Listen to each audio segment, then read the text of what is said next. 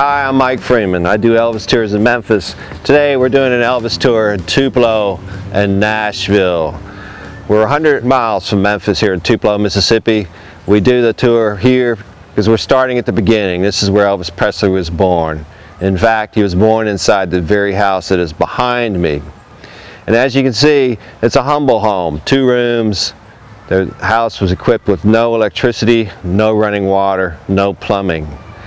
Elvis Presley's life was a rags to riches story, and this is the rags of it, if you will, the humble beginning. Elvis actually lived in this house only 3 years. Another tragedy unfolded. Vernon, his father, was caught doing something he should not have done, and he served 8 months in the Mississippi State Prison. He also lost his home, and the family had to move again. Their lives through Elvis's first 13 years here was a struggle. Keep clothes on their back, food on the table. Finally, in 1948, they left Tupelo for Memphis to seek greater opportunities. Today, this house has a very different status. It's the most visited home in the state of Mississippi. It's part of the Elvis Presley Birthday Park, a Tupelo facility. And the home has been restored to approximately its appearance in 1935.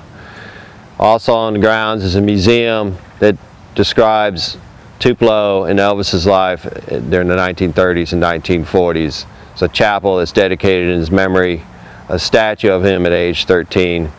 We're going to start our Tupelo and Nashville tour here. We're going to see many sites in Tupelo that were part of Elvis's childhood, but before we leave this birthplace, we're going to talk to a couple of Elvis's childhood friends. All right, let's go.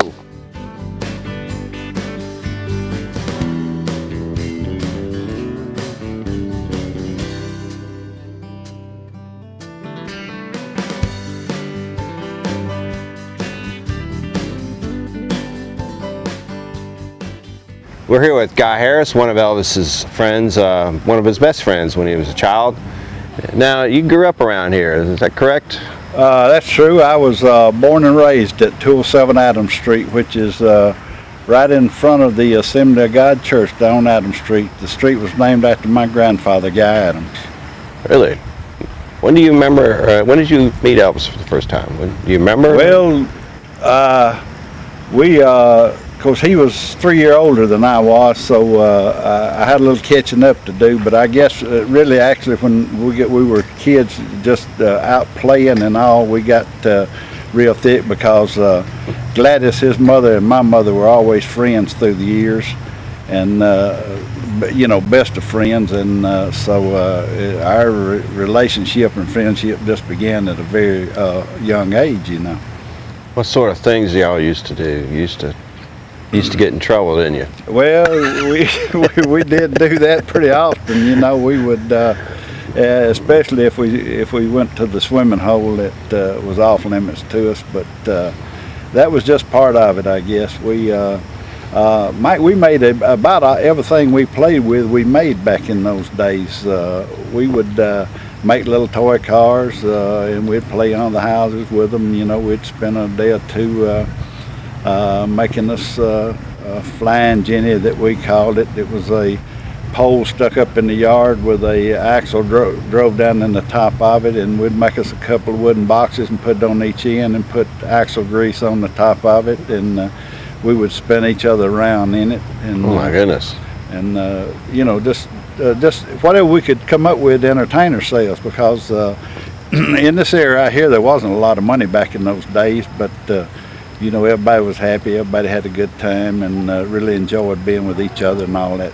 Well, you had to be creative to have fun back then. Well, you know, you didn't have a lot of gadgets to buy. Yeah, you know, everybody had a sense of humor, you know, and a lot of those kids, you know, them being a little ahead of me about 3 years, they'd come up with some of these things that, you know, that like we built a boat one time, and they had me holding I had a wire around a can of tar and holding it over open fire, melting a tire to pour in a boat to keep the water out. Well, the can failed and the tire went all over my arm, and I got severely burned on one of my arms that day. And of course, I don't think the burns hurt as bad as my whipping I got from my mom for for being involved in that. So as you see, we just had really had a good time. We went to school together, we went to church together, we played together, and back in those days it was really probably a 7-day-a-week deal unless somebody was out of pocket. You know, also the other kids around our area played with us. Up on Kelly Street, it was the Farrells, the Clarks, the Morgans, some Presley. The Presleys lived up there also. Elvis's cousins and things, and which were always a little bit younger than we were. But you know, it was just a fun time in East Tupelo in those days. Did y'all play any sports? We played touch football. We'd play basketball. We'd play softball. We'd play wiffle ball, and just, you know, everything that kids do. And occasionally in the winters we'd get a snow occasionally, and we'd have a lot of good snowball fights back in those days. I can imagine Tupelo getting snow, but I guess it did. Yeah, you know, it was few and far between, but we got more snow back when we were kids than we do in these days now. But I'd say mostly, and we would get out and go up and down the streets, you know, where the city had cleaned out the ditches for the water runoffs, and we'd pick up iron, and we'd save it till we'd get us 2 or 3 wagonfuls of it, and then we'd pull it into town and sell it, and get us a little money to go to the movie on a Saturday. We usually got to go to the movie if we had the money about once a month. Once a month for movies? Yeah. And you know, in the movies, 10 cents for one of them to get in, and the other one was 15. So we got to go to 2. We got to go to one about 9 o'clock on Saturday morning, and then the other one it started at 1. But our mode of transportation was by foot, so we had to walk into town and walk out. But we were always had to be home before dark. Yeah. On any given day that they'd give us permission to go into town and do stuff like that. Were your parents strict on you? Very strict. You know, it was, I guess you've noticed through the years, and noticed him as he's coming up there in Memphis after he moved there, it was always yes ma'am and no ma'am, and it wasn't just you know, to your, it was always to all your superiors, the people that older than you and all that kind of stuff, you know, that we did it. And if you happen to not make that yes ma'am and no ma'am, when you got home, you paid the fiddler for that too. Oh my. Yeah. So everybody was, all these kids in this area was disciplined real well. We didn't think about, there was a few that smoked cigarettes and things. Now, he and I never smoked any, and a lot of those guys that grew up with us, they never smoked until they got grown. Yeah. You know. Yeah. And I never did take up the habit. You know, just one habit. I never did like the habit, so I never did take it up. And I would question them as to why did you wait till you get grown to do this? You know, knowing the answer that was they didn't want their parents catching them doing this sort of stuff. And we'd play in these woods here back to our left here. Back in those days, we call those Reese's woods. Oh, really? Yeah, and the wood, actually the wooded area started just north of our house there, and went probably up about 2 or 3 miles, and then we'd walk that area. We'd play in those pastures out there where they let cattle graze. Of course, the city's got some real nice ball complexes in that area at this time, but we would play in those areas down there, and we'd always try to make it a point to go to our favorite swimming hole. If we had a chance, we would slip us out something to swim in, and if we didn't, we'd just go in the nude, you know. Of course, we was all just little bitty fellas, and skinny dipping, we call it. But we had a nice sandy beach on the west side of the creek. Of course, my brother and I were the smallest in the two, if he was with us, playing with us, and but some of the bigger guys would always get us across the deep water and get us to the over on the beach side, and then they would play with us out in the water and stuff and watch after us real close. But those parents still didn't go for that. They didn't know. They but you know, it was what I liked about it. Everybody was real close, close knit, you know, and all that kind of stuff, and so we really had a wonderful time together. Yeah. We did. Yeah. Even though Elvis left for Memphis, you still continue to be friends with him, is that right? We did, yeah. He would, of course, they would come back here on occasion, and we would visit. In fact, when Gladys Vernon and them left Tupelo and Elvis in the 40s, well, my aunt left Tupelo and went with them because they all left East Tupelo here seeking work, and that was the reason for going to Memphis. And they all lived in the same boarding house. I don't remember exactly where it was at up there. And the Presleys lived on one side, and my aunt and this other friend of hers is up there, which I don't recall her name, lived on the other side. And they ate dinner together probably, my aunt would say, 2 or 3 nights a week, and then, you know, they would let them have their privacy also. But it was, you know, for them it was just like, you know, it was somebody there that they knew. They wasn't just there alone, you know. Of course, he probably made friends a lot faster than his parents did, because I'm sure Gladys got out mixed and mingled, but now in those days when Elvis was growing up, well, Gladys she stayed home and kept Elvis, and I think that probably continued on after they went to Memphis. Yeah. There. But we would visit Graceland on Sunday afternoons. We'd try to be there around the noon hour, because we knew that we were going to get something to eat. Because he would be getting up about that time. Good timing, good timing. Yeah, that's good timing. Yes, it was. And we'd go in. Well, we'd holler at Vester. Vester used to live in the house with my aunt, just 3 houses down the Reese Street here on the right. And my aunt lived on one side, Vester and them. So my brother would either get out of the car and holler to Vester to open the gate for us, or either he would just roll the window down and holler, "Investor, let us in," and he'd call up to the house and say, "Well, the Harris boys is on the way up there." So we'd drive on up and park out in front of Graceland and go in, and Gladys would usually be sitting around in there, her and Miss Minnie and of course the cooks and Vernon and all of them would be mixing and mingling, and so she'd say, "Tell the cook what you guys want to eat," and and then she always called me Guy Thomas.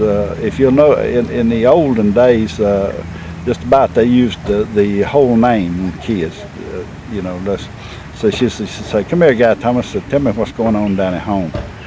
In fact, I think that you know, East Tupelo here was always home to her, you know, and it was just, you know, it was just a, if we didn't go up there every week, it was probably every other week or stuff like that. Yeah. And after he'd come down, and after we'd sit there and talk and have a little visit, then we'd go outside. We'd either play touch football out on the north lawn of Graceland, or we would go out back and look around and just talk and just have a good time visiting with each other. It was always, you know, there wasn't any difference in the time that the Presleys moved from where they did to Graceland when they left East Tupelo with us, as it was any other time. I mean, it was, the door was always there, open for us. You mean they always welcome? They didn't act any different because they had a lot more money? Or? Not a bit. And in fact, Gladys, when my mother and them would visit with Gladys and them at Graceland, which she did in over on Audubon Drive in Memphis also. She would always ask my mom. She'd say, "Faye, is there anything you need? Anything I can do for you?" And you know, on occasion, her mother had, you know, some things going that us kids didn't know about. But I mean, we knew about it, but we didn't ask any questions. You know? Yeah. That's just one thing that the kids in the early days didn't do. You never question your parents about anything. So Elvis really was the same guy. He didn't change. Yeah, he was the same guy toward me, Mike. You know, the last time that I really had a very long visit with him, probably when in 1970, he and Bill Marsh, the former mayor of Memphis, and also the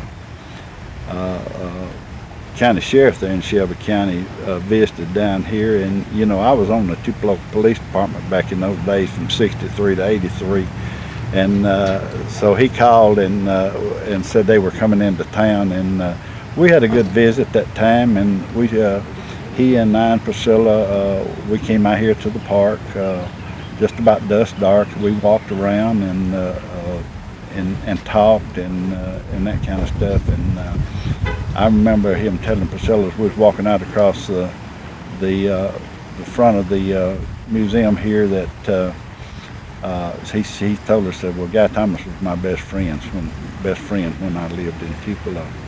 He said we had a lot of good times in this area up here together. And he wanted to know if many people came and swam in the swimming pool up here. It's on the park. And also he wanted to know if me and Junior, my brother, ever played any ball over there on the ballpark. And I told him yeah, and he was satisfied with that. So he was pretty well satisfied with everything. Yeah. Did he come back to Tupelo that often? Well, he did more in the earlier days, Mike, than he did, say in the 50s, the late 50s. Yeah. I'd come in from school a lot of time, and I'd see his car sitting in front of the house whenever I would turn the corner headed for the house, and I said, well, OEP's down. And so him and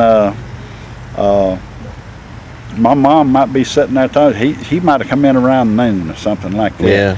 She'd fix him a bite to eat if he wanted something, and they'd sit around and talk. And you know, she always, you know, and she said he really enjoyed sitting around just talking to her, because he always thought a lot of my mother, and he always called her Miss Faye. Of course, we always just called Gladys, you know.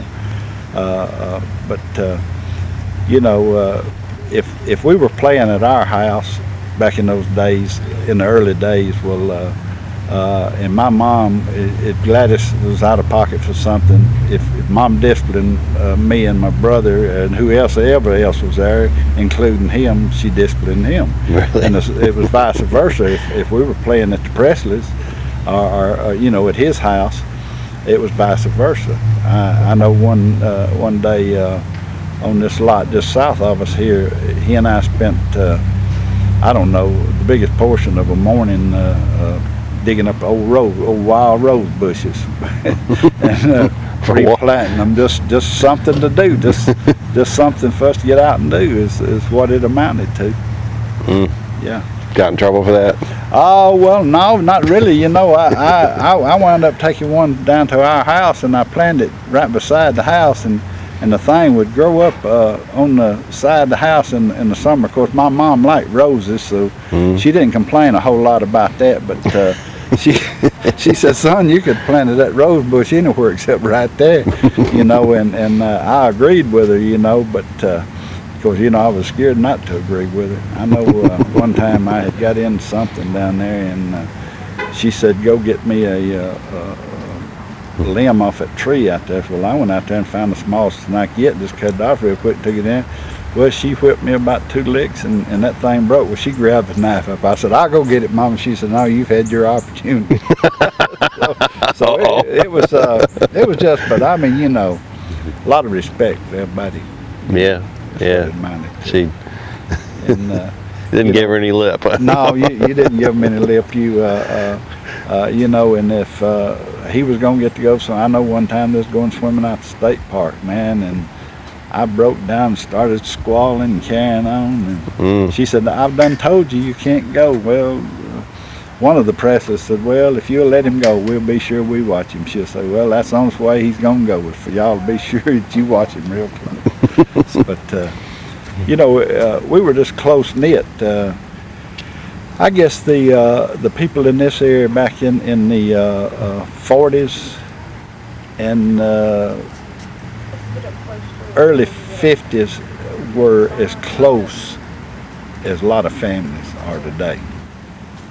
I still refer to this area, even though it's Presley Heights, Elvis Presley Heights, you know, I still refer to it as East Tupelo, but that's just been instilled in me for nearly 70 years now. Yeah. So it's hard to get out of my car. But however, I'm proud if they was going to change the name of anything, it was him or one of us. Sure. That grew up in this area, because he was a heck of a guy.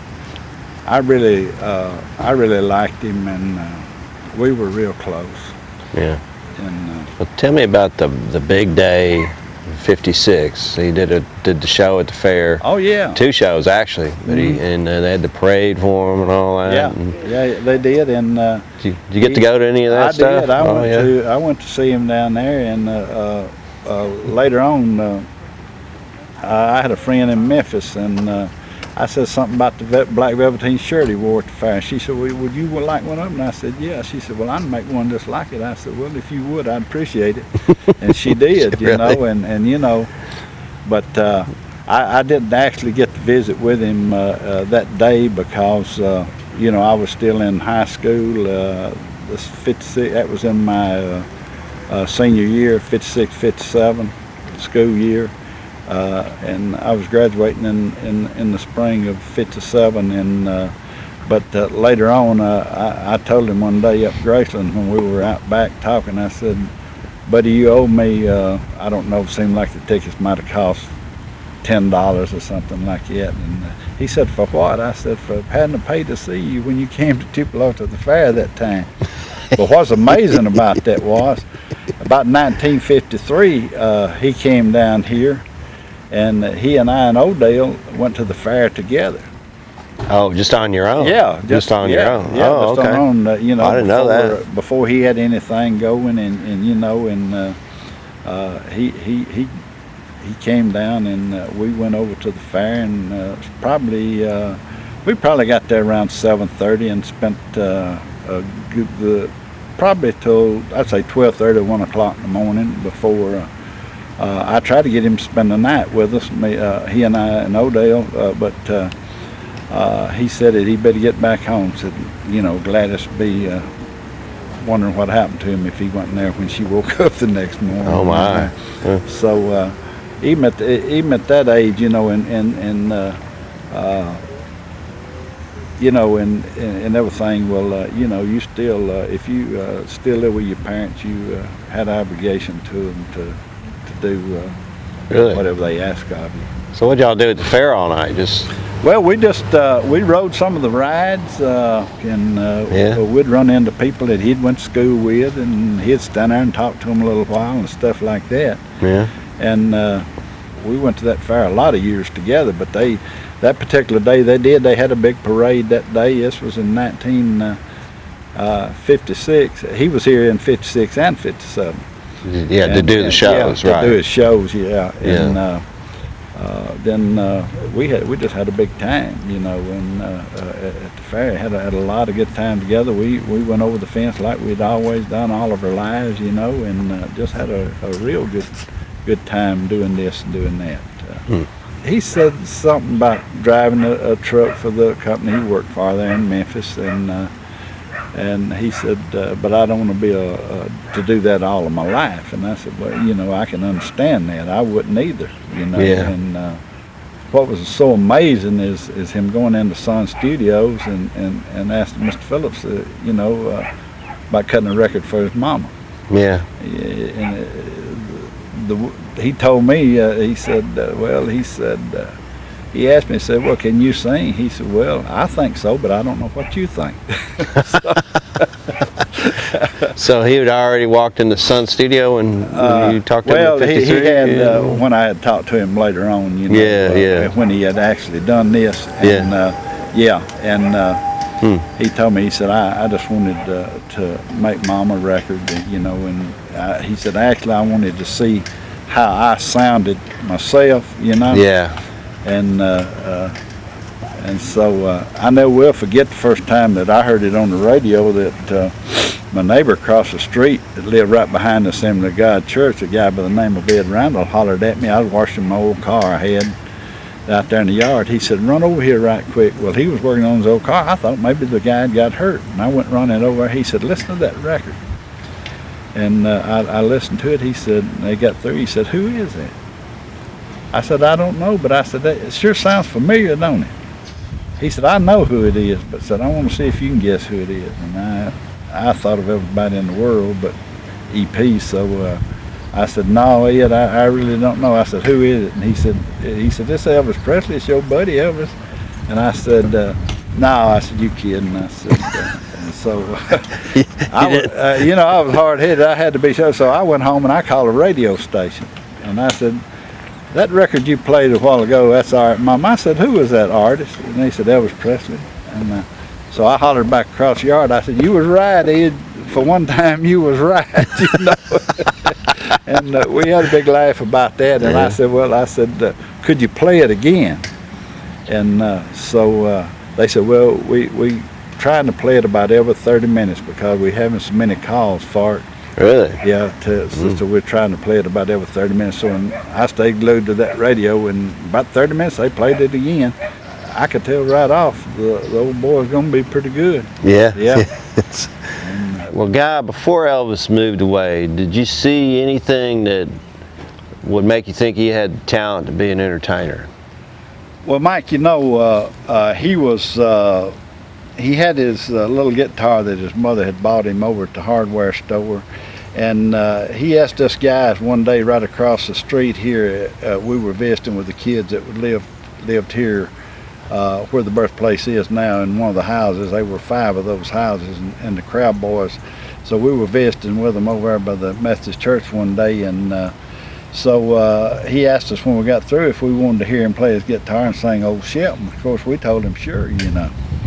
And so we went on over to his house, and he went in, got his guitar, and came out and sang Old Shep. And then I don't know, probably strummed 2 or 3 more that we all acted a fool on, singing, you know, and just having a big time, you know how kids do. Yeah. But and you know, he always sang in the choir.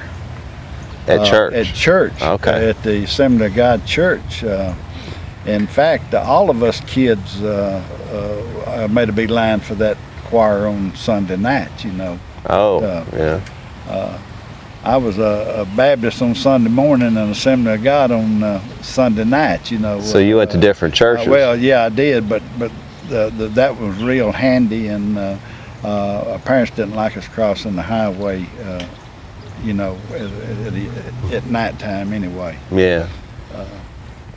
Because there wasn't any red lights or anything in this town at that time, you know, and you know, and safety and a lot of other reasons too. So we just went to Assembly of God because of course they went there regular, you know, and we went there at night.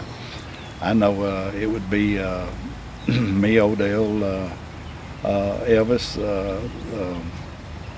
some of the Clarks, other Clarks, and some of the Fair kids, and Magdalene Morgan attended the Assembly of God church. They were regulars there. Her mom, you know, she was a friend of Elvis's in their early days, and just different ones, you know. And but I have people ask me a lot of time, well, how did he stand out, you know, above everybody else? Which, you know, if he didn't any of us notice it, you know. Well, he was just another kid. Yeah, just another kid, you know, at that time doing that. And but we really spent a lot of good times together, even in the church house. Yeah. Yeah, because that was just That's another one of those deals that you didn't argue about. You knew what you was going to do on Sunday morning and Sunday night and on Wednesday night. Those 3 nights, that was church. That was church. Yeah. Yeah. If anything was said, they'd say, well, this is a church night. Didn't I hear that Elvis was in a talent show? He was, yeah. He was in a talent show at the Mississippi Alabama Fair one year, and he came in second place to a young lady that was raised just around the corner from us here by the name of Shirley Jane Jones at that time. Of course, her name now is Shirley Jane Jones Gillentine. Guy, thanks for talking to us. Enjoyed Appreciate it, all. Mike, and, learned a lot today from you. Well, I like to sit down with guys like you. Yeah. You've been a lot of inspiration to me once I found out, you owned the first house that Elvis ever owned in Memphis, and we've, our friendship has just grown through the years, and I really appreciate sitting down and talking with you. I've enjoyed a lot of your stories. Yeah. Well, we're going to leave Guy Harris now. We're going to talk to another friend of Elvis, another friend of Guy's. His name is James Osborne.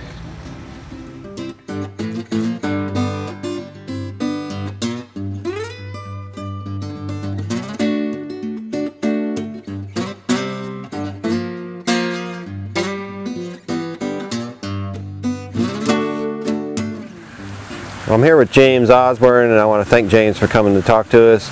James is another one of Elvis's friends, and he's going to tell us a few stories. We'll start off with, where did you live when Elvis was here in Tupelo? Well, I lived up by the school, just back of us here, about half a mile, something like that. What's the name of that school? I can't even think of it now. They've changed the name of it. I think it's Lawhorn today. There you go. Yeah, it's like Lawhorn. Yeah, sure is. Yeah. It's been a long time since I went there, and they've changed the name of it, and you hardly ever hear it anymore. The old name? Yes, sir. Yeah. Then I moved to Tupelo, up in the other side of Tupelo, at Milam School. Milam School. Okay. And then his daddy lost this house here. Yeah. And they moved to another house, and they didn't stay there long. They moved over on Green Street. Green Street. That's up behind Milam School. Okay. And we got together again and started running around together again. Sweet. At Milam. And at times, after my brother, my brother wanted to see him and talk to him, and I let him go with me up there one time. His mama let me go. Yeah. Let him go. And we got up there, and he wanted to sing. Elvis wanted to sing. Yeah, he go around singing sometimes, just humming. Humming. Yeah, and so I got him up there and talked to my brother, and my brother said, if I can teach him, says, I'll let him be on my program. So he sung Old Ship and God Bless My Daddy on it. Later on, my brother worked with him quite a bit, and he got him on there and done a good job. Now, your brother had a radio show. What's your brother's name? Mississippi Slim. That was the stage name. And he is on WELO in Tupelo. All right. And then he left here and went up to Nashville after. Oh, I see. After Elvis and them started moving out. Yeah. But Elvis would, when he sort of learned how to sort of beat on the guitar, yeah, he wanted to come and sing for the teacher. That's after his mama bought the guitar. Right. And he brought his guitar and put it in the classroom there, and every day at dinner we'd all go eat dinner, and teacher said, if you go eat dinner, come back, and said I'll let him sit up there on his desk and play the guitar and sing. So he'd sing Old Ship and God Bless My Daddy. In class? In class. In class, okay. Sitting up on top of the desk. Oh, I'll be darned. And I thought he'd done good myself, and everybody would just gather around him, and they're still gathering around him, ain't they? Yeah, they are. Just a much bigger crowd these days. That's right. Much bigger crowd. Yeah. He was great. He was great. Yeah. I liked him real well because he never fussed at you. He always agreed with you and everything, and I just thought he was a great kid. Yeah. I loved to be with him. Cool. And we went places. We went up in Shake Rag, and that was back to the behind you. And we'd walk up in there, and of course, some of the blacks and the whites was fighting back in them days, you know. Oh yeah. And there's a little black boy that I knowed real well, and he said, I'll get y'all up there. And we'd go up there and sit on the porches at the store, the big store, and we'd sit on the porch, and they would play all day long up there. The black singers.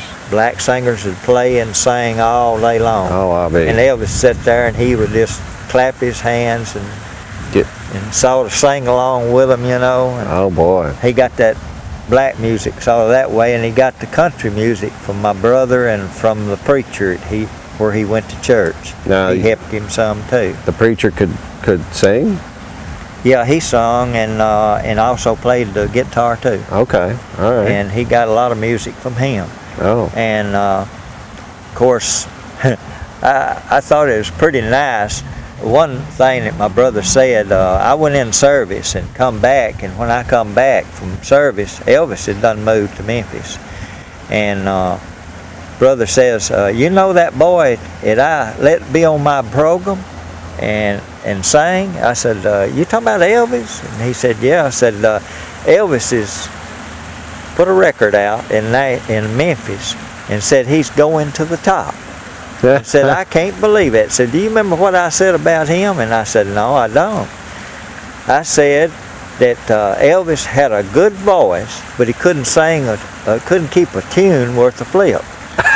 And says, I'm going to have to go and apologize to him. And about a year and a half later, I guess close to 2 years later, my brother come back through Memphis, and Elvis happened to be there. Oh. And he went up and he talked to Elvis's uncle on the gate, and he said, sure, said Elvis is here and he'd like to see you. Said, let me call him. And he called him, and Elvis said, send him up, send him up. So he went up there and drank the beer with him and sung with him, and they played. He said, Elvis, I got a thing to tell you, and said, I'm going to apologize to you. And he said, what for? And he told him that story. Yeah. It said Elvis just fell over the table laughing about it, you know. Well, not everybody can get it always right. No, yeah, my brother said, that's something. Said, I never would have dreamed that he had made it that big. No, well. He was just going to the top. Every time he put out a record, he'd go to the top. Yeah, it must have been unbelievable. Must have been. It sure was. Yeah. And it's still, you know, like there at the school, kids was gathering around him, and people still gathering around him, even though he's dead and gone. But he'll always be remembered as a good guy.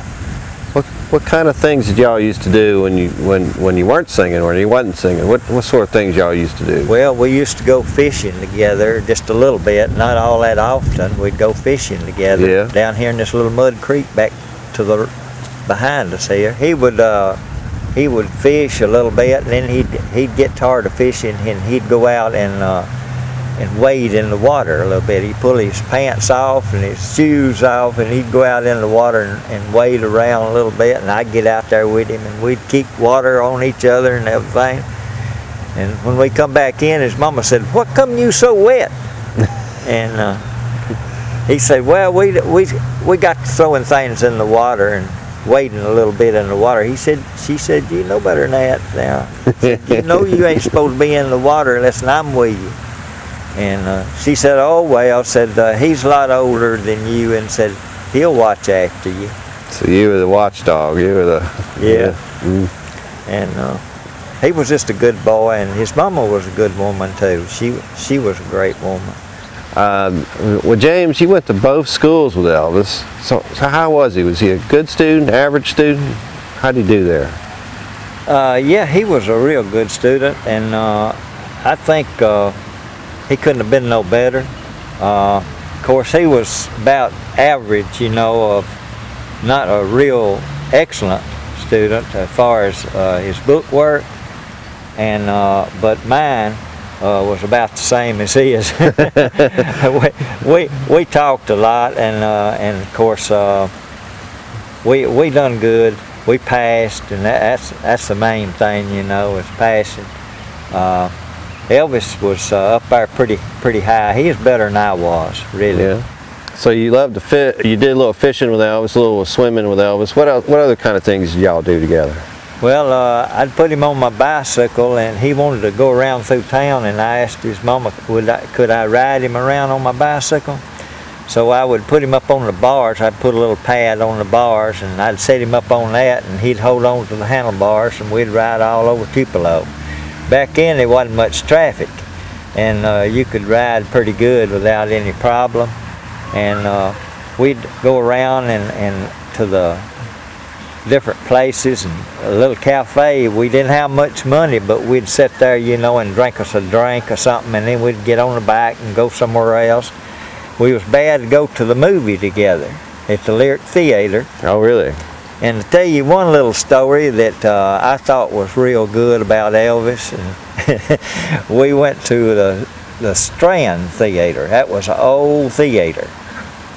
And there was some girls sitting in front of us, and Elvis liked them girls, and I did too, and we'd talk to them, you know, and we was sitting there, you know, watching the movie and sort of whispering to them, and all at once there's some big old gopher rats. Them big old rats come running across the front of them girls. They come over the seats on top of us, and Elvis grabbed hold of her and hugged her real tight, and he just died laughing.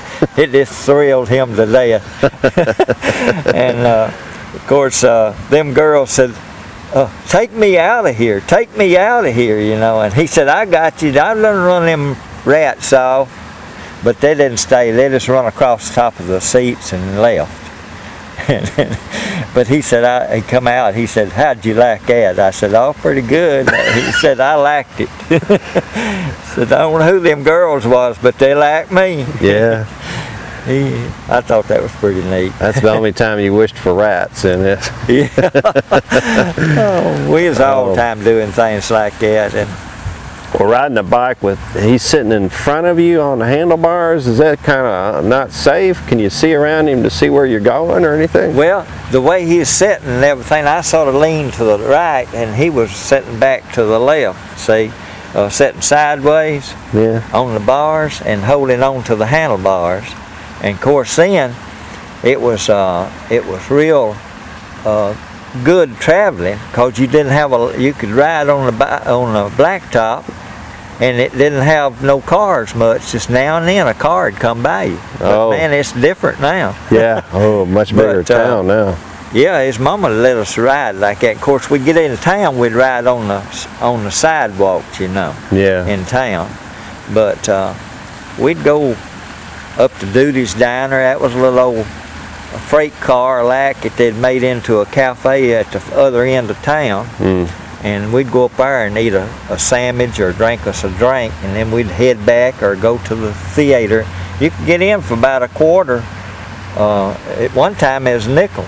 Get in the theater to see a movie. A nickel. Ain't that something? A nickel. And at times they'd have it like that. But we'd go to a movie and everything, and then we went to the fair together. We didn't have no money much, and we went to the fair together, and he made his picture at a place. He put a cowboy uniform on like and made his picture, and then I put the same uniform on and made my picture. It didn't have but one uniform, and so we couldn't make them together. I wanted to get them together, but they just had one uniform like that at the place where they made pictures.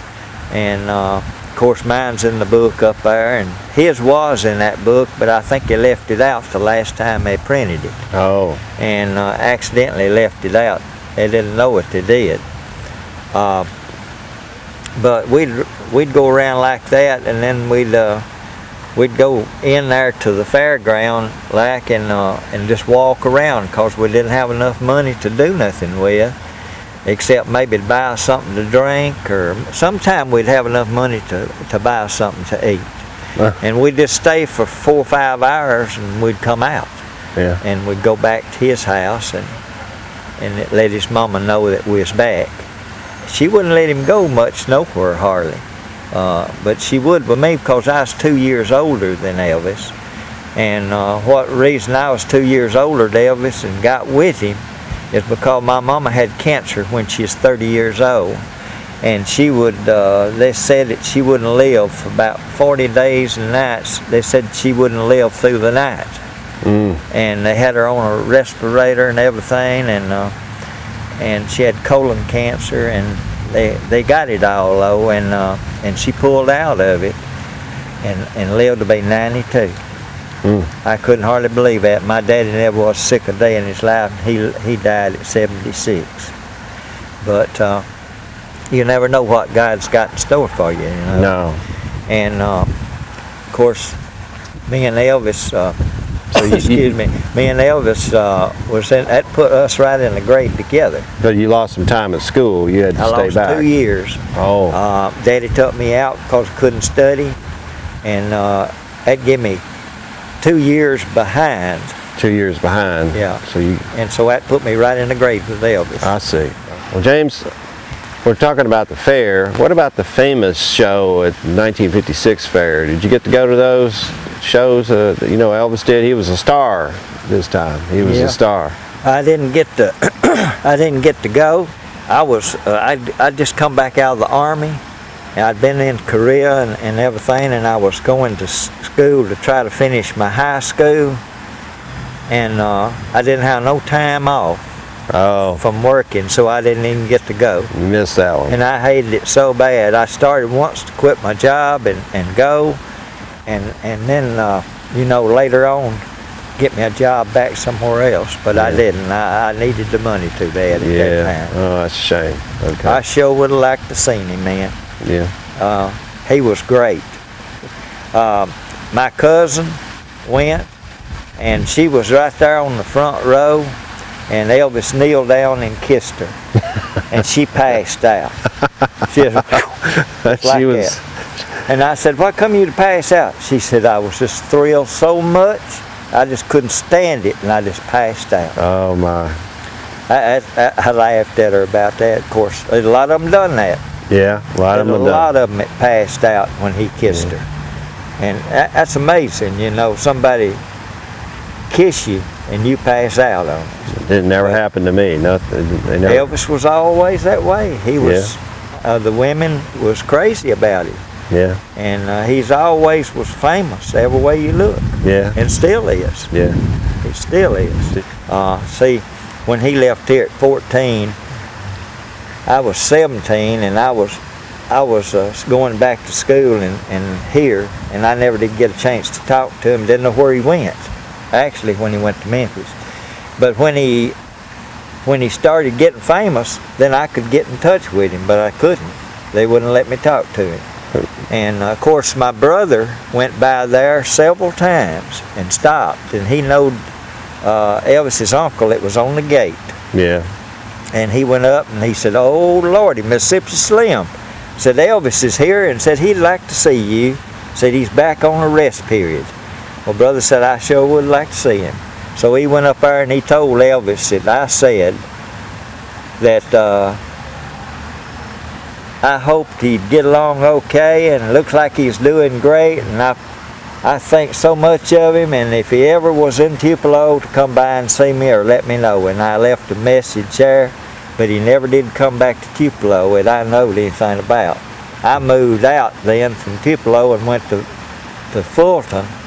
And then after he got sick, I tried to call him when he got sick, and I lived on a farm up there in Fulton. I had 87 acres up there, and I wanted him to come up and stay with me some while he was sick, and we would probably slip off and go fishing together, you know, and that way I lived away from anybody, and they probably wouldn't have known it unless he got seen or something. Yeah. And of course, I never did get the message to him. I know he'd come. He told my brother to tell me hi, and my brother, when he come home the second year, Elvis sent him a Christmas card and told him to tell James that I said hi, that I'd like to see him. But if I'm ever down that way, I'll look him up. And of course, it never did work out. That's a shame. Yeah, sure is. James, I want to thank you for your time. I learned a lot from you today, and I appreciate you talking to us. We're going to leave you now. We're going to say goodbye to you. Our next stop is Tupelo Hardware Store. Behind me is the statue of Elvis at age 13, and he's holding the guitar. We're next going to show you where he got that guitar.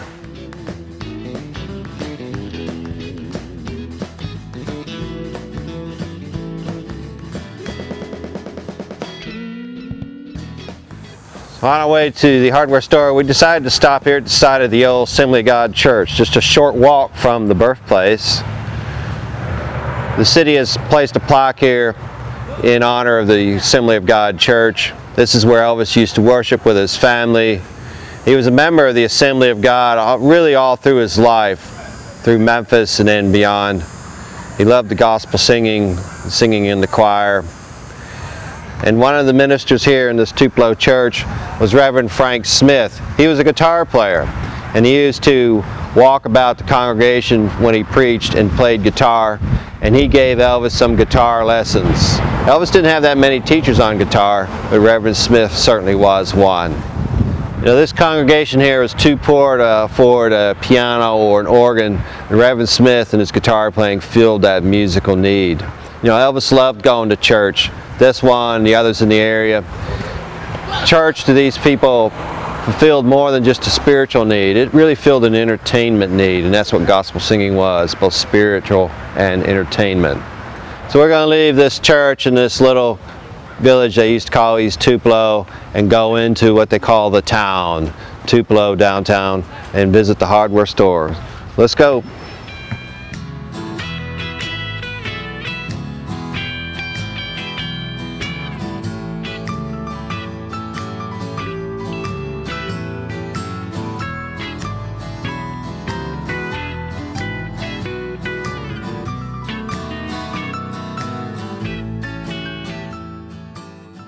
Most places in this area around Elvis's birthplace home are within walking distance.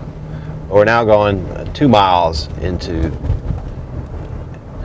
town to the Tupelo hardware store. That's a long walk.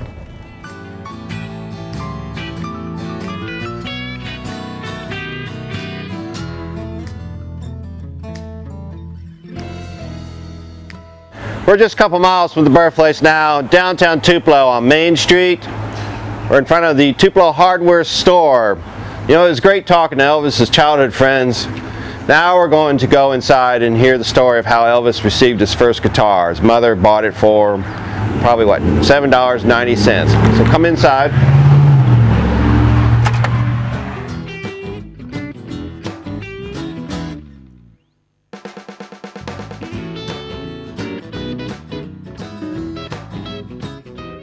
So we're now inside the Tupelo hardware store, and my foot is on the X. X marks the spot where Elvis received his first guitar. My friend Howard Hyde is going to tell us a little story about that. Howard? Good morning, Thanks Mike. for talking to us. Good. Glad to have you in the store. Elvis came in our store in 1945. He was 10 years old, and he came in with his mother Gladys. When he came in the store, he came in the front door that you just walked in through now. And he walked on this exact same floor that you're standing on, and they came in to buy Elvis a bicycle. And when Elvis got to this counter where we're standing right now, he spotted a .22 rifle hanging on that wall up there where the poster is. And so Elvis decided that he wanted the rifle. Well, his mother said, no, you're not going to have the rifle. So Elvis got real upset and started kind of pouting and crying because his mama wouldn't buy him the rifle. Well, there's a man standing back here where I am right now, and his name was Forrest Bobo. So Mr. Bobo was trying to think of something to calm Elvis down. Well, there just happened to be a guitar in the top shelf of this showcase right here. So Mr. Bobo opened the door back here. He reached in and pulled a guitar out and handed it to Elvis, who was standing on the spot that Mike just mentioned. And Elvis took the guitar and strummed it and played with it a little bit. And his mother looked at him and said, Elvis, I'll buy you the guitar if you'll take the guitar.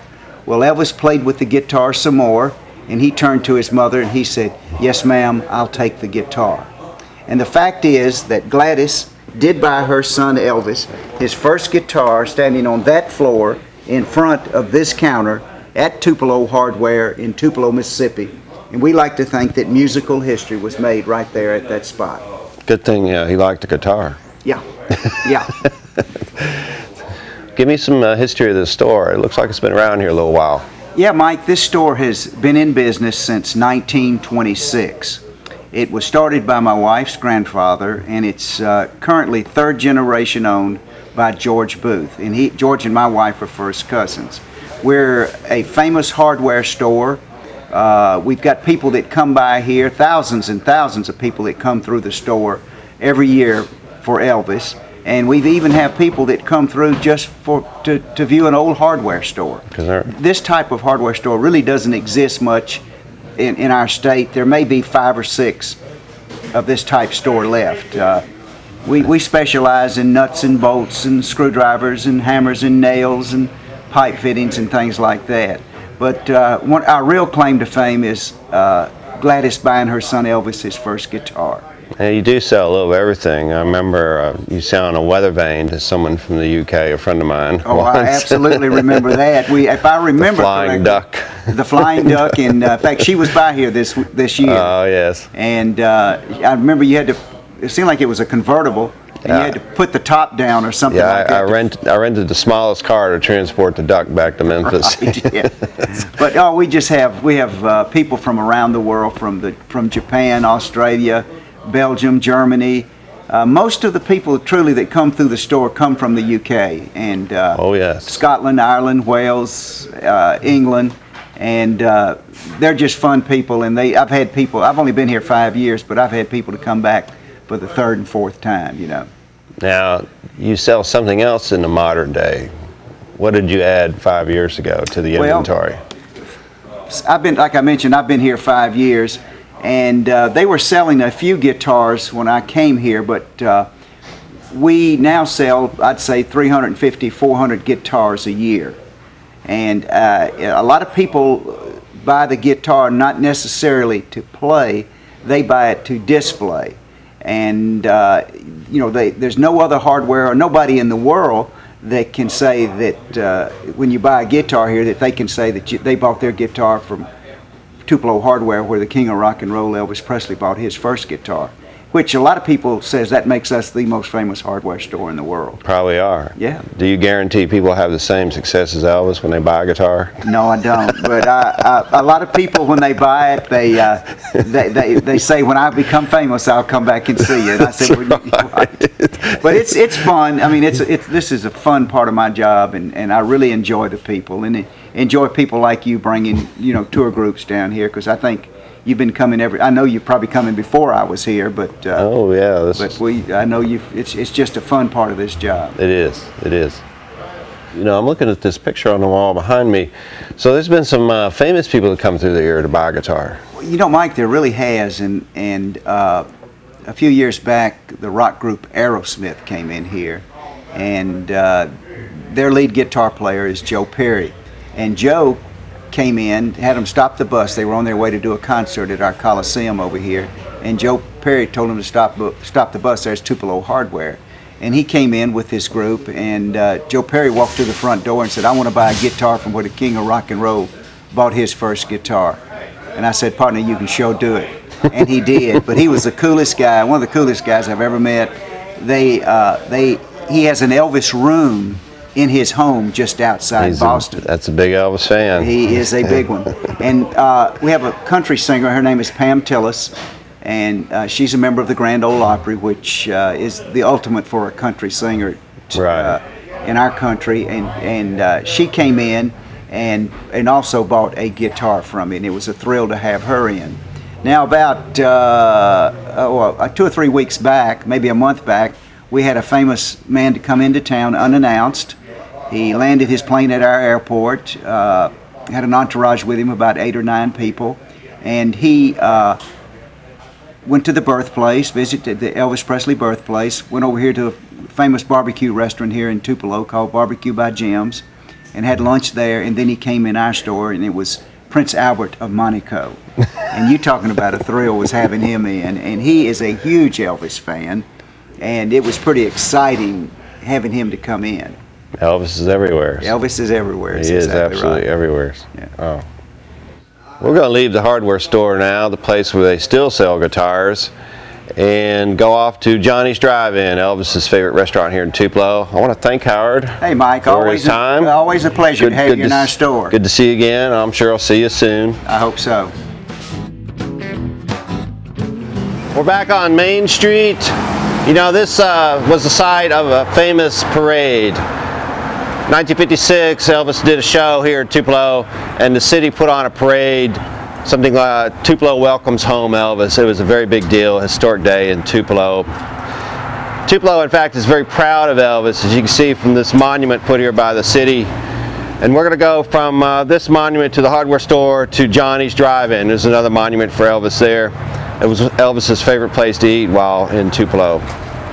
So let's go down to Johnny's.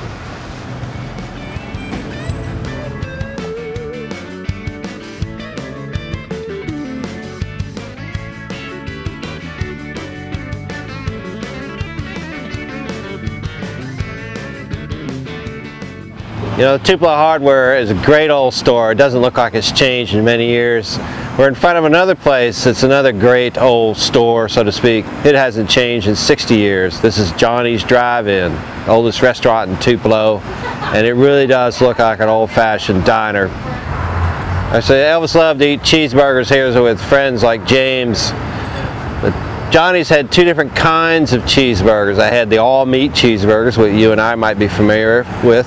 Then they had something called the dough burger. This is where they mix the hamburger meat with flour, a little bit of spice, and they blend it all together. And it tastes a little bit like a little bit like a hamburger, a little bit like a pancake. I don't know. It's not bad. You know, Johnny's like to mix the meat and the flour together to conserve the meat supply. That was a common practice during the poor years, the Great Depression years. And a lot of people in this town still like the old dough burgers. So we're going to leave Johnny's now and go to downtown Tupelo to a place that Elvis enjoyed a great deal, the old fairgrounds.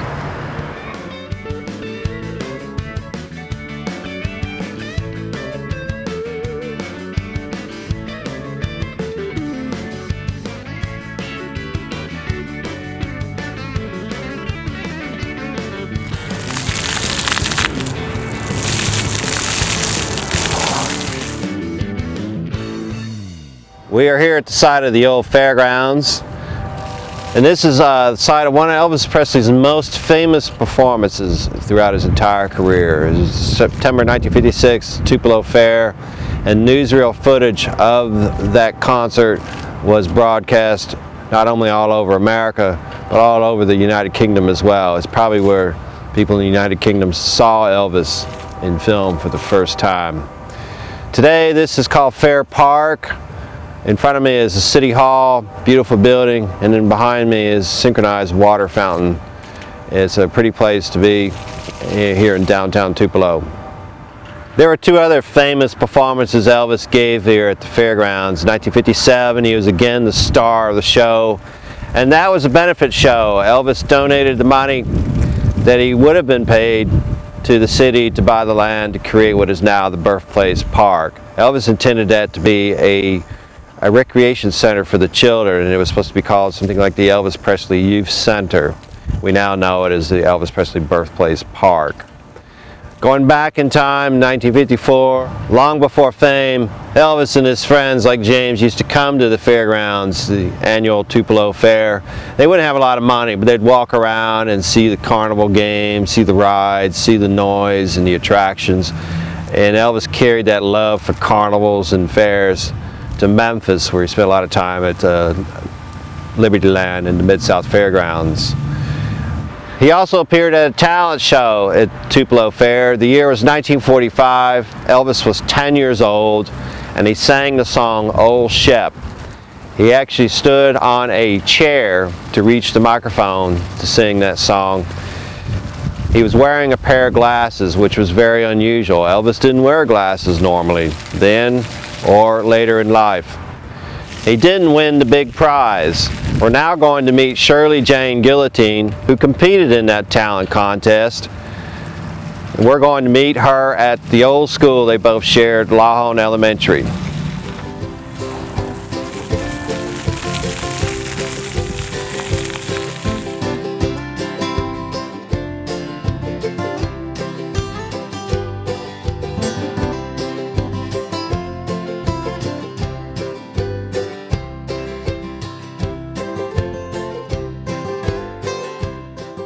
We're here at the Lawhorn Elementary School. We're going to talk to one of Elvis's school friends, Shirley Jones Guillotine. Shirley, thanks for coming here today. Thanks for having me. Sure. I'd love to hear some of your stories. You went to school here with Elvis, right? Yes, I did. He was in the 5th grade and I was in the 3rd grade, and we sang in chapel each morning here at the school. And his 5th grade teacher was in charge of the chapel program, and sometimes she had us to do other things besides sing, and sometime I sang with Elvis, duet with Elvis. Oh. And I sang You Are My Sunshine. I remember that song. And we had prayer and devotional, and then a little program afterwards. What was the teacher's name? Ms. Olita Grimes was his 5th grade teacher. Okay. And so did you kind of run around and play with Elvis, or was it just the guys that kind of... Well, he was 2 years older and he had his own friends, but we just, mostly we met in chapel each morning and did our singing together. Oh, okay. And that chapel building is still standing here on this grounds? The old building is still here? Yes. Yeah, okay. So you were the first woman to sing a duet with Elvis, is that correct? Well, I don't know if I was the first, but I did sing with him. Well, it could have been. Could have been the first. Now, there's a famous talent show, or at least one that I've heard about before, in Yes. 1945. Yes. And he was in the talent show. How about, tell me about your experiences there. When our principal announced that the fairground, which the Fair Association was going to have a talent show, they chose Elvis and I to represent Lawhorn to go sing that day. It was on Children's Day, and I remember going over on the school bus with Elvis and going down to the fairground when it was time for the talent show, and I had to stand on a stool to sing. I don't remember if Elvis did or not because it was a tall microphone. And I sang My Dreams Are Getting Better All the Time, and he sang Oh Shep. And I won 1st place and he won 5th place. You beat Elvis? Right. You beat Elvis in that contest and he won 5th prize? Right. Did he win a trophy? No, I later heard that he on an interview that he had given from a Memphis broadcast that he won 5th place and $5. And I won 1st place and a $25 war bond and a trophy. Oh. And free rides to all the rides in the fair. Well, that must have been fun. It was. Do you remember singing, or were you nervous? Oh yes, I remember singing in the contest. Yeah. Was it broadcast on radio or anything? Oh yes, it was. It was? The contest was sponsored by WLO in Tupelo radio station. Oh, so you had your first radio show in the contest. That's right. Yeah. Now, tell me a little bit about being on stage. Well, we just took our turn to sing, and like I say, I had to stand on a stool. Yeah. I was a little girl. I was 8 years old. Yeah. Back then, the mics were very tall. They didn't, have adjusted mics like they do this day and time. Now, when they awarded all the prizes, were you all standing as a group? Yes. And tell me a little bit about that. Well, we after the contest was over, the audience, excuse me, the audience determined the winner by applause, and I guess I must have won most applause. Really? Yeah. The audience did? Right. Oh, okay. So you got the first prize. Right. What kind of trophy did you get? It was a pretty big trophy. When I was little, I could hardly carry it. You were holding it in your hands, and it was as big as you? Well, almost. Really? Right. Goodness gracious. And do you remember what Elvis looked like then? Well, he was shy young boy, and his hair was light. I remembered after he became famous, I always remembered him being light hair. When I saw his dark hair on stage, I didn't really connect with that Elvis. Always the young boy that sang in chapel with me. Oh, so he had light brown hair. Light hair. Light hair. Blonde. Almost blonde? Oh, goodness. That's not the Elvis that most people recognize. I know. Oh, they think of the dark hair. I know. Yeah. So you sang on stage in the talent show, and you sang with Elvis in chapel. Did you think it would go anywhere? That he would go on to be a famous star, or? Well, the only thing I really remember is about Elvis in his singing is he really liked to sing. He loved it. I guess more than the rest of us, because we didn't go on like he did, but he really loved to do it. He liked to get up in front of people and perform. But you had no clue he was going to be a big star? Well, no, not really. Not at 8 years old, and not him at 10. I didn't. But No. I've always been so proud of him. Yeah. Proud to tell people that had known him at one time, you know. Yeah. Well, did you have any a chance to see Elvis or speak to him later on in life, or you know? No, not really. My friends did. I had a couple of good friends he used to come down to Tupelo and come to see them. And one of my best friends, Eloy Sandifer, was one of his first girlfriends, and she met up with Elvis in the hallway at one of the performances that he did in Tupelo. And he said, well, as they met, he said, well, Eloy Sandifer, and she said, well, Elvis Presley. And they embraced, and he said, well, I'll be dog. I'll be dogged. Oh, I'll be darned. And you didn't get a chance to meet with him? I didn't really get a chance to meet him. Okay. I knew his relatives and all, but I didn't, get a chance to. You knew his family? Well, I knew of them because we all lived in the same community. And You lived here in this neighborhood? yes. Oh, really? I grew up here. I was born and raised in the same community. Shirley, you both had a teacher that encouraged your talents. Yes, Miss Alita Grimes she encouraged all the children that had any kind of talent to use it, and I'm sure Elvis she had a big influence on Elvis. So much so that when he came back to Tupelo, he would see her? Oh, yes. Yeah. He did. Yeah. And he invited her to visit with him. At Graceland? Yes. Oh, in Memphis? Yes. Okay, yeah. She let everyone know, even though we weren't the richest community in the world, that we could reach out and do as good as anyone else, Oh, well, that's interesting. So so a lot of these people that went to school here were really kind of poor, Well, we were maybe not rich, but we were rich in morals and values that our teachers and our ministers and all have given us. And she encouraged you to kind of to reach out and do bigger and greater things. She really did. So it would have made an impact on Elvis. Yes, it would. Yeah.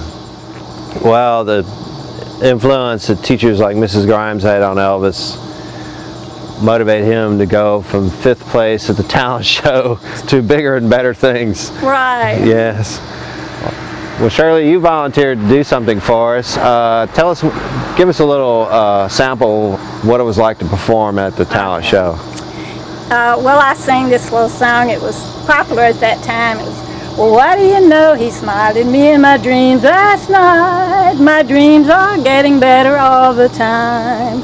And what do you know? He looked at me in a different light. My dreams are getting better all the time. To think that we were strangers a couple of nights ago, and though it's a dream, I'd never dream we'd ever say hello. Well, maybe tonight he'll hold me tight when the moonbeam shines. My dreams are getting better all the time. Oh, that was great. Well, that was like, oh, it was cute. That was great. That was a great song. Thank you, Shirley, for giving us that little song. I appreciate the stories you've told, and perhaps we'll meet again. Wow. And from one school, Lawhorn Elementary, we're going now to Milam Junior High. So come on, folks, follow me. Okay.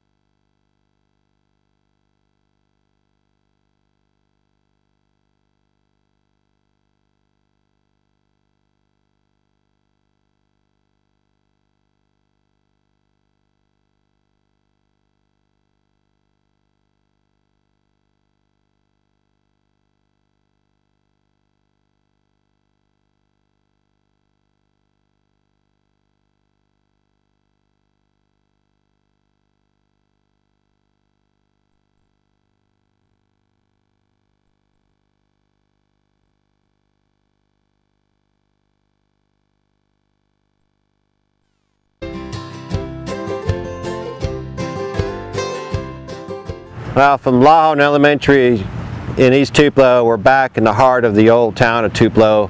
This is Milam Junior High.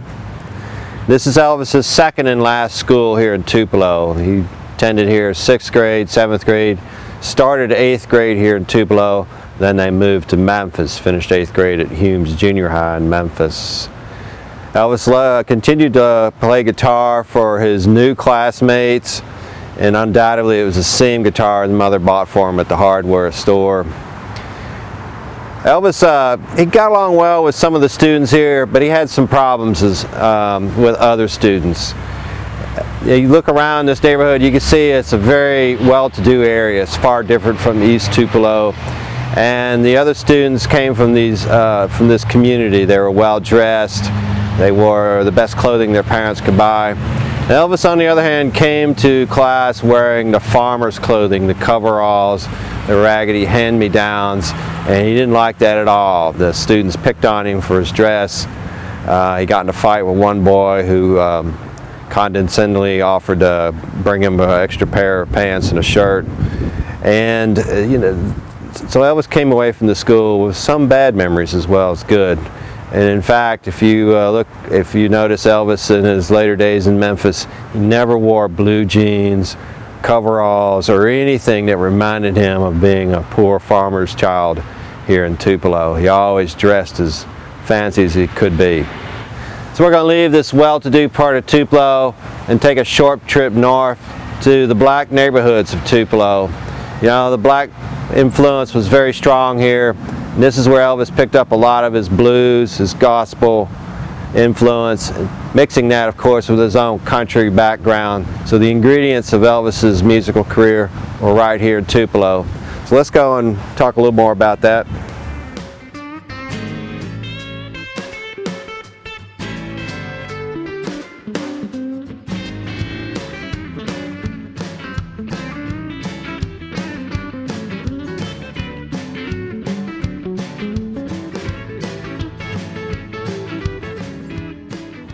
So we're here in the north side of Tupelo, not that far away from the school, but a long ways in terms of neighborhood and economic status. This is one of the black neighborhoods in Tupelo, much poorer community. We're on the side of the Mayhorn Grocery, and Mayhorn store was a gathering place for the community.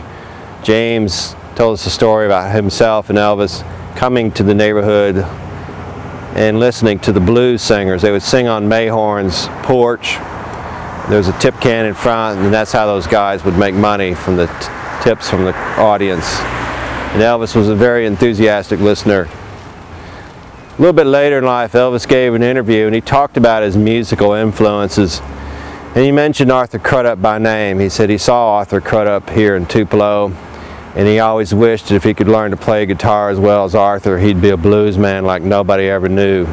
And you ask, who is Arthur Crudup? Well, he is the singer of the song That's Alright Mama, and the songwriter. And that, of course, is the first song Elvis recorded at Sun Records, the song that would launch his career. Across the street from Mayhorn is one of the many churches in this community where you could always hear gospel music on Sunday nights, sometimes on Wednesday nights. In fact, almost any night of the week there's some activity in all these churches, and that was another listening place for Elvis. Just as he would later in Memphis, when Elvis listened to these singers, they would sit in the back of the church and observe these gospel singers and absorb their music. From this side, we're going to another site in the traditional black neighborhoods in Tupelo. That's also where Vernon's last job was located.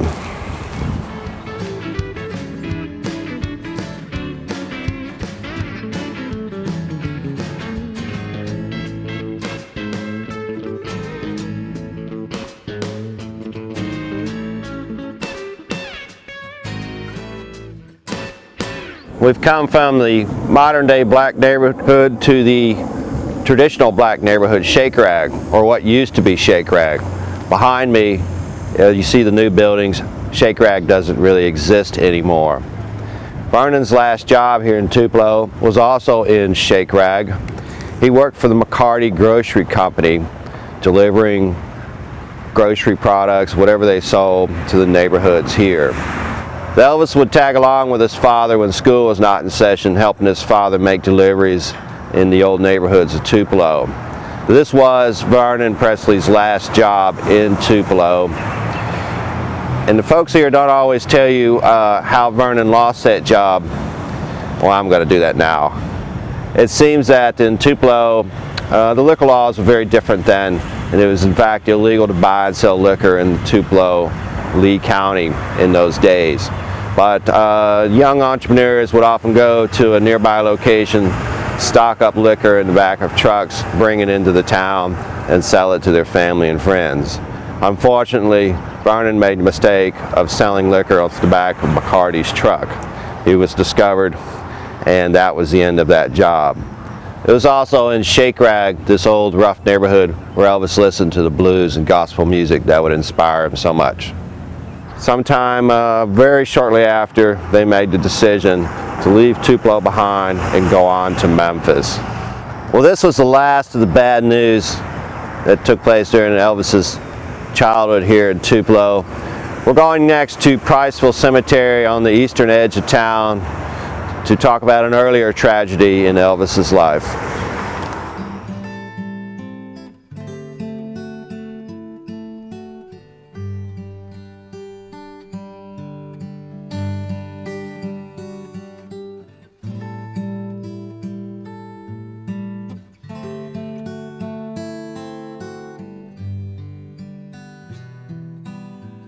This is Priceville Cemetery, Priceville Memorial Gardens. This is about 4 miles east of downtown Tupelo, 2 miles east of the birthplace. And this is where Elvis's twin brother is buried. The first tragedy of Elvis's life happened at birth. Gladys gave birth to Jesse Garin Presley, and he was stillborn. 30 minutes later, Elvis Aaron Presley was born. It was a difficult pregnancy, a difficult birth, and in fact Gladys almost lost her life. This will be the first of many tragedies that would make their lives difficult here in Tupelo. Today, Elvis's twin brother is buried in an unmarked grave in the rear of the cemetery. The exact location is a bit of a secret, and maybe it should be a secret given Elvis's enormous fame. Because there was an attempt to steal Elvis's body in August 1977, Forest Hill Cemetery in Memphis, perhaps it's a good thing that we don't know the location of Jesse's grave today here at Priceville Cemetery in Tupelo. We're going to leave this sad place and go to where Gladys worked when she was pregnant with Jesse and Elvis. It's a clothing mill on the south side of town, just a short drive away.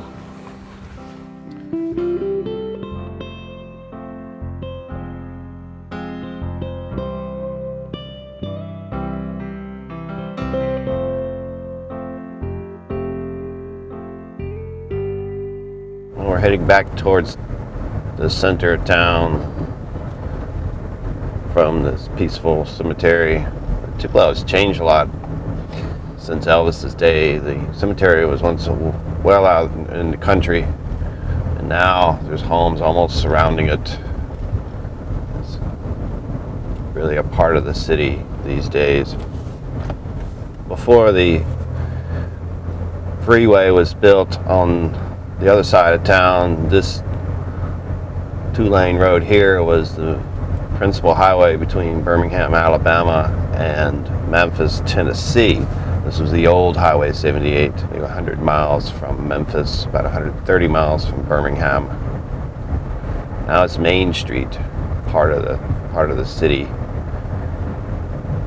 So we're coming into the East Tupelo area now, and you can see the blue banners on the telephone poles, which gives us the new name of the neighborhood, Presley Heights. And we're passing by the creeks that Elvis and Guy and James and the other boys used to swim in, the old swimming hole, which doesn't look like much today.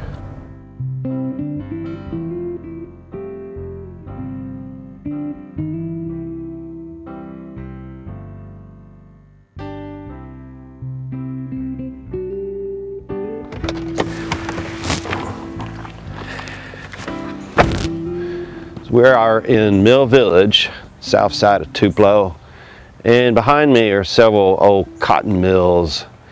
And back in the 1930s, a lot of the poor farmers came to Tupelo to take factory jobs in the mills. And one of those was Gladys Smith Presley, future mother of Elvis Presley. She would work in the mills after becoming pregnant with Jesse and Elvis, and stop working the mills after that very difficult birth. Not too many years later, Vernon got in trouble. He went to prison, and Gladys, of course, had to go back to work. She would, in fact, move to nearby Maple Street. We're not certain when or for how long she lived here. Let's face it, folks, no one was keeping track of the Presley family in those days. It was as long before Elvis became world famous, so we only know approximately where they lived and how long they lived here. Now, Tupelo was a poor city at the time of Elvis's birth, but it was also a city on its way to prosperity. These cotton mills were the first improvements, shall we say, to the Tupelo economy. The city was very aggressive at recruiting industry into this town because they knew that they couldn't rely on agriculture as the only employment. Through the years, Tupelo would recruit more and more industry. Today the town, is much larger than Elvis would remember it, maybe 50, 60,000 people here, and it's become one of the most prosperous cities in this southern region. As Elvis grew into a boy, he would seek out entertainment along with his friends such as James, and one of those places was the movie house, where they watched the Saturday afternoon features, the cowboy and Indian movies, the cartoons. We're going now into the center of town to the old Lyric Theater.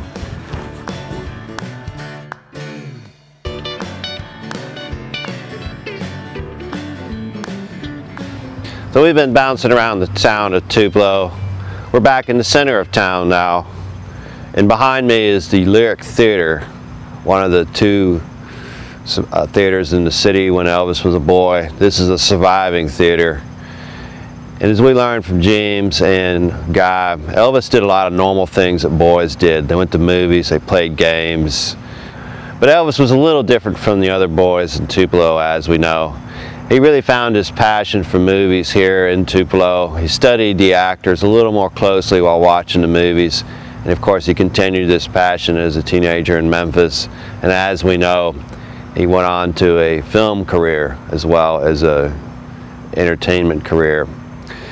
Even late in life, when he could afford to rent the theaters, his passion for movies continued. He could actually stop the projector reel, have a rewind, and watch a scene again and again, each time examining how the actors went about their business.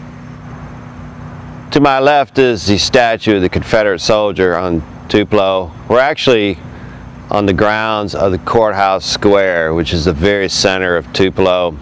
And that will bring us to our last stop in Tupelo. For on the Courthouse Square, Elvis sang on radio to a live audience.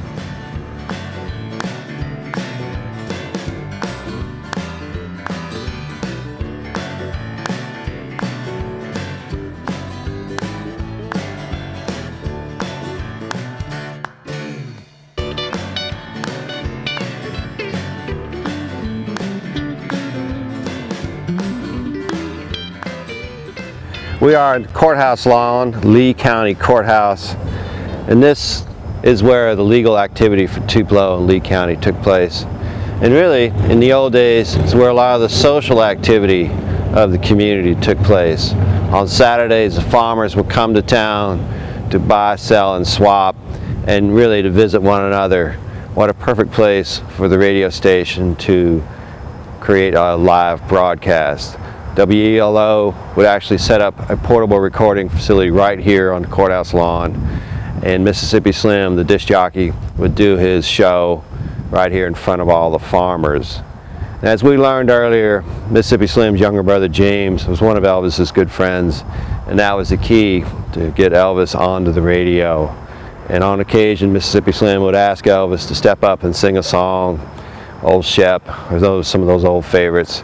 And perhaps those were the first times that Elvis's voice was broadcast live on the radio. Those little radio broadcasts undoubtedly gave Elvis the courage to dream that he might have a career someday and he left Tupelo to go to Memphis. Of course, he would start that career, a career that we all know was one of the greatest in the 20th century. So we've had a wonderful time in Tupelo. We've met some great people here, saw some very fascinating places, and if you're an Elvis fan, you must come to Tupelo, Mississippi, to the town of his birth, because you really can't understand Elvis Presley until you do so.